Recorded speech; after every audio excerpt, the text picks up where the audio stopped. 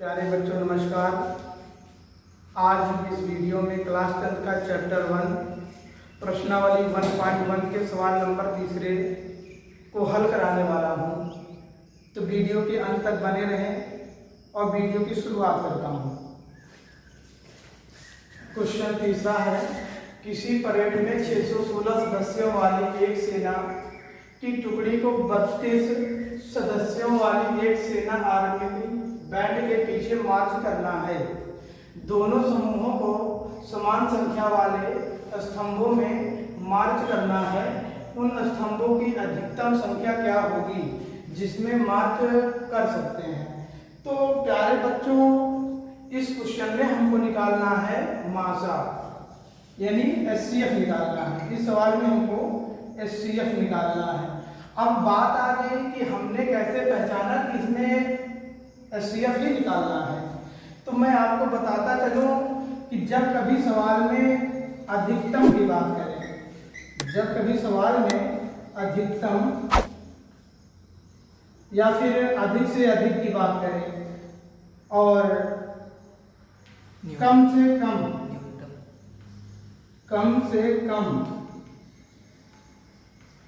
या फिर न्यूनतम की बात करें, अधिक से अधिक संख्या निकालने के लिए कहेगा तो आपको एचसीएफ निकालना पड़ेगा। कम से कम संख्या निकालना हो तो आपको एलसीएम निकालना होगा।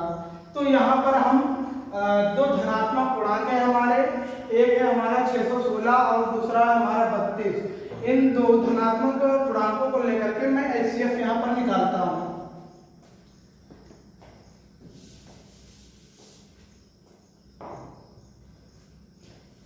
यहाँ हमारे दो धनात्मक पूर्णांक a और b, a का मान है 616 और b का मान है 32।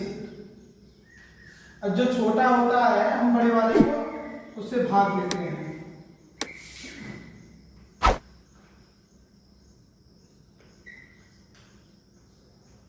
तो यहाँ पर दो अंक हैं तो दो अंक मैं यहाँ पे लूंगा और 32 का टेबल पढ़ूंगा कि 61 से ज्यादा जाएगा तो 32 गुना हो जाएगा हमारा 64, इसलिए हम एक ही बार लेकर के जाएंगे। 32 रैंडम 32 हो जाएगा। अब हम इसे घटाएंगे तो घटाने के बाद हमारा आ जाएगा 29। अगली संख्या हम ऐसे उतार लेंगे। अब हम जो है 32 का टेबल पढ़ेंगे कि 296 से ज्यादा जाएगा तो हम इसको 9 बार लेकर के जाएंगे।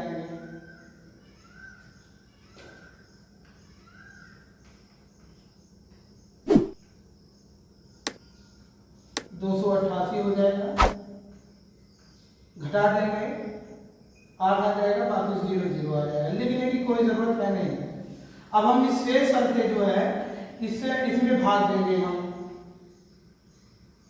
तो 8 से 32 हो जाएगा हमारा, कट जाएगा, यहाँ पर 0 आ जाएगा। तो अब हम यहाँ पर यूक्लिड विभाजन के द्वारा हम इसको लगाएंगे। यूक्लिड विभाजन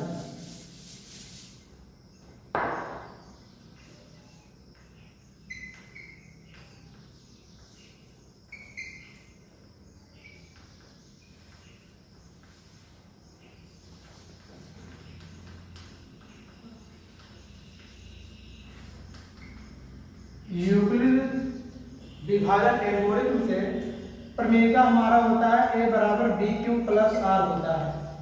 तो इसमें हमारे दो चरण बने हुए हैं, एक चरण हमारा ये हो गया, दूसरा चरण ये हो गया। तो पहले चरण में हमारा a का मान है 616 और b का मान है 32। यहाँ पर q का मान है 19 और शेषन है हमारा 8।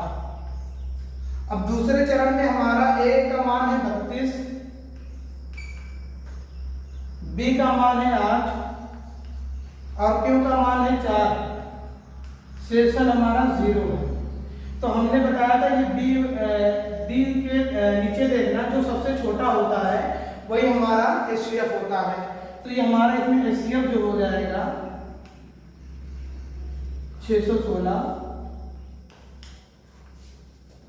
32 का ये 8 आ जाएगा। तो इसमें जो अधिकतम संख्या होगी वो हमारी 8 हो जाएगी।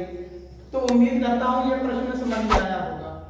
क्वेश्चन नंबर 4, यूक्लिड विभाजन प्रमेयिका का प्रयोग करके दर्शाइए कि किसी धनात्मक पूर्णांक का वर्ग किसी पूर्णांक m के लिए 3m या 3m+1 के रूप का होता है। तो इस प्रश्न में आपके किताब में संकेत दिया हुआ है, तो संकेत यहाँ पर लिखा नहीं है कि जैसा कि आपको एग्ज़ाम देना पड़ेगा तो आपको संकेत नहीं मिलेगा। जब संकेत नहीं मिलेगा तो प्रश्न को कैसे हल करेंगे। अब मैं इस प्रश्न को हल कराता हूँ तो आपको समझ में आ जाएगा। जैसा कि सवाल में कह रहा है कि यूक्लिड विभाजन प्रमेयिका का प्रयोग करके, तो यूक्लिड विभाजन प्रमेयिका जो है a बराबर BQ प्लस R होता है। अब ये कह रहा है किसी धनात्मक पूर्णांक, अब मैं इसकी सहायता से मैं धनात्मक पूर्णांक निकालूंगा, निकालने के बाद मैं उसका वर्ग करूंगा, वर्ग करने के बाद में 3m या 3m+1 का रूप जो भी होगा मैं उसे दर्शाऊंगा यहाँ पर। तो हम जानते हैं कि आपके प्रश्न में 3m+1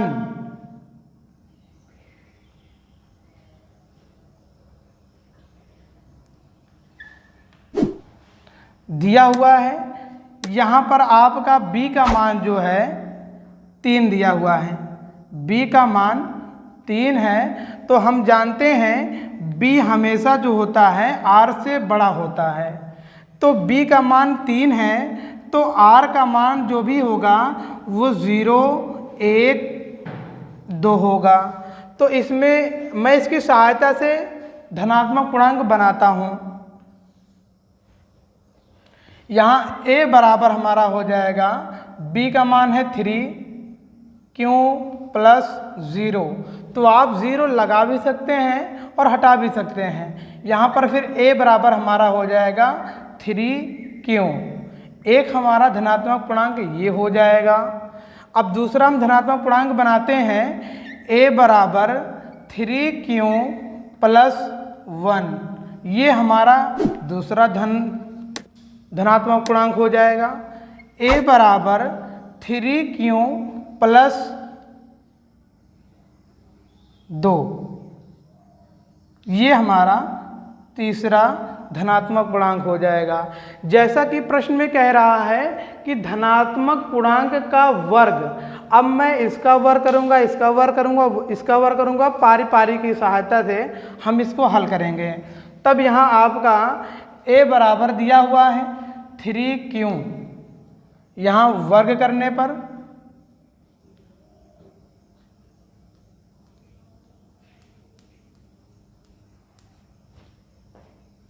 3q का जब मैं वर्ग करूँगा तब इसका आंसर आएगा 9q²। बस इसी को थोड़ा सा मैं चेंज करूँगा कि 3q को मैं ऐसे लिख लूँगा।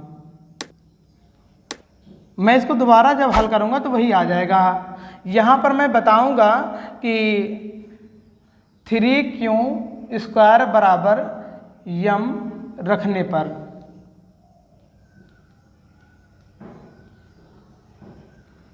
जब मैं यहाँ पर इसके स्थान पर m रख लूँगा तब हमारा आंसर आ जाएगा 3m, ये हो जाएगा। अब दूसरा है, दूसरा धनात्मक पूर्णांक हमारा जो है ये हमारा फर्स्ट मान लेते हैं, ये सेकेंड। दूसरा हमारा धनात्मक पूर्णांक है 3q प्लस 1। जब मैं इसका वर्ग करूँगा, वर्ग करने पर यहाँ 3q प्लस 1 का वर्ग करूँगा तो यह रूप हमारा a प्लस b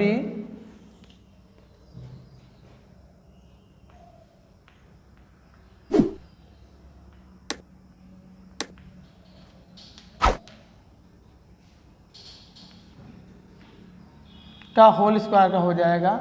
ये सूत्र होता है हमारा a² plus 2ab plus b²। तो इसी की ये सूत्र की सहायता से हम इसको सरल करेंगे। ये हो जाएगा हमारा ए स्क्वायर प्लस 2 ए बी और ये हो जाएगा प्लस बी स्क्वायर। ये हो जाएगा हमारा 9 स्क्वायर प्लस 6 प्लस 1। इसको मैंने ऐसे ब्रैकेट में कर लिया। ब्रैकेट में करने के बाद में मैं इसमें से 3 कॉमन ले लूँगा। 3 कॉमन लिया तो यहाँ हमारा 3 स्क्वायर बचा प्लस 2 बचा, यहाँ पर प्लस 1 बच गया हमारा। तो यहाँ पर बताऊँगा कि 3 स्क्वायर प्लस 2 बराबर यम रखने पर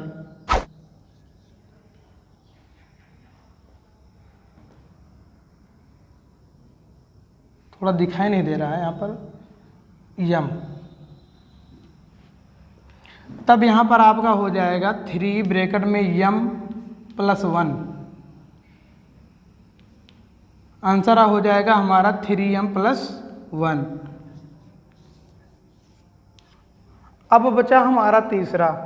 जब मैं यहाँ कहूँगा तीसरा का वर्ग करने पर 3q प्लस 2 वर्ग करने पर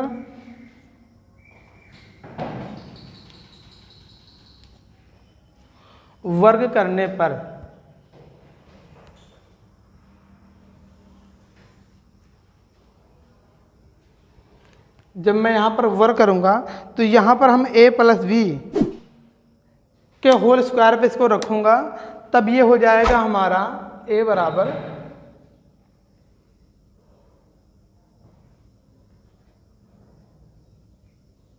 a स्क्वायर हो जाएगा प्लस 2ab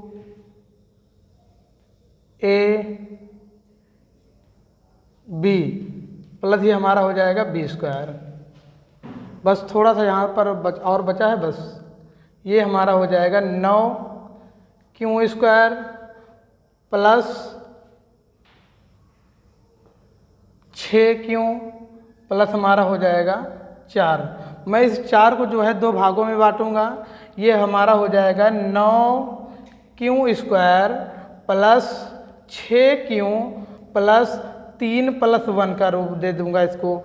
ये 4 हमारा जो होगा 2 भागों में बांट दूंगा, 3 प्लस 1 मैं 3 प्लस 1 यानी दोनों को जोड़ेंगे फिर हमारा 4 हो जाएगा। मैं इसको ऐसे ब्रैकेट में कर लिया।